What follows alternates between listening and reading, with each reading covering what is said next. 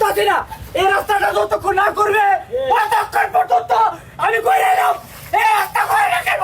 এই রাস্তা দিয়ে যাইতে পারি না আমার ভাই ওর বাচ্চাপন আমার রাস্তা করে রাখব রাস্তা দিয়ে আমি কাউকে দেবো না তাই বলে না এই রাস্তা কোন গেল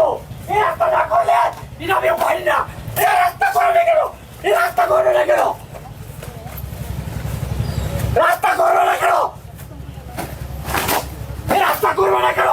এই রাস্তা না করলে রাস্তা করবে না কেন এই রাস্তা করে না কেন এই রাস্তা কখন করবে এখানে প্রায় ধরেন 10 কিলোমিটার এখান থেকে নিয়ে গোকুলনগর পর্যন্ত এরপরে নবিয়াবাদ চান্দেরকান্দি অলিপুরা বেলতলি সারচর গোকুলনগর এই যে রাস্তা এটা পুরাটা একেবারে ভাঙ্গা এখানে রাবিশ ফালানোর আগে মানুষ আরামে ছিল ধাক্কা খাইতো একটা রাবিশ ফালানোর উপরে ধাক্কা খায় এখন 50টা একটা রাস্তা ঠিক নাই সারা রায়পুরা থানার ভিতরে খালি একটা রাস্তা ঠিক আছে মরজাল যাইতে একটা রাস্তা কতটুকু ঠিক আছে এর ছাড়া আর কোনো ঠিক নাই আমি অনুরোধ করব কোনোদিন যেন কোন নেতারে কোন টেন্ডার যারা টেন্ডারি করে রাবিশ ফালানোর কাজ যেন না করে কারণ আপনি 1000 লোকের জিঙ্গাবেন একটা লোক যদি আমার কথার বাইরে আমি রাস্তা দিয়ে চলি জরিপ করছি বারবার জিজ্ঞেস করছি সবাই বলছি রাবিশ ফালানোর আগে তো ঠেন্না কিছু কম হয়তো বড় বড় ঢেউ ছিল রাবিশ ফালানোর পরে এটা উচিত ছিল ক্রেল দিয়া লফ রুট ডিভাইড এই আইন মানলে এখানে মানুষ মরে যাবো গা কেন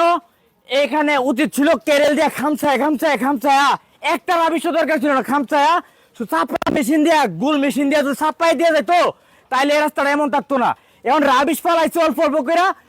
যে চাপার মেশিন সামান্য চাপাইছে এনে সর্বোচ্চ 50,000 থেকে 1 লাখ টাকার বেশি লাগছে না কিন্তু বাজেট শুনার কথা হচ্ছে 4 থেকে 5 লাখ বা কত আসছে এই টাকা গেল কই আর এর তদন্ত করলে বাইরে কি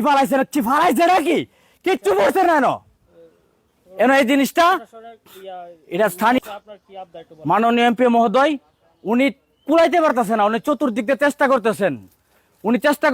উনি এটা যদি জানে যে রাস্তায় কষ্ট করতেছেন তাহলে উনি অবশ্যই নজর দিব এখন আমি সর্বোচ্চ পর্যায়ে আর আমার অস্তিত্ব দিয়ে আমি কথাগুলো বললাম আমি চাই মাননীয় এমপি মহোদয় এই ভিডিও দেখার সাথে সাথেই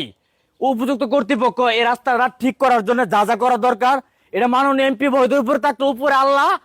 আর নিচে যদি জমিন যদি মানুষ হিসাবে কেউ শাসন করে এটা হচ্ছে আমাদের এমপি মহোদয় উনার রাজ্যে জনগণ কুসুমের মধ্যে জীবন নিরাপদ এমন আছে কিন্তু এই রাস্তা যদি এত কষ্ট করে একটা ডেলিভারি রুগী গেলে না বাচ্চা অসম্ভব বাচ্চা হয়ে যাবো কেন এত পরিমাণ থেন না ধাক্কা দেখেন কি পরিমাণ ধাক্কা থেন না খায় মানুষ কাইন্দা দেয় আমি যদি উঠতে তো ওইটাই দুজন মানুষ কাইন্দা দেয় এই রাস্তা আমি আর মানে আমি কি কইলে বুঝাইবো আমি যদি কইলটা সিরা দিয়ে বুঝাইতে পারতাম তাহলে তবে বুঝাইতাম সেভাবেই বুঝাইতাম জি সংস্কার দাবি জানাচ্ছি তোমার মধ্যে হরিপুর থেকে গোকুলনগর পর্যন্ত এই রাস্তাটা করা হচ্ছে না এখানে কিছু কংক্রিট আর কিছু রাবিশ ফালানো হয়েছে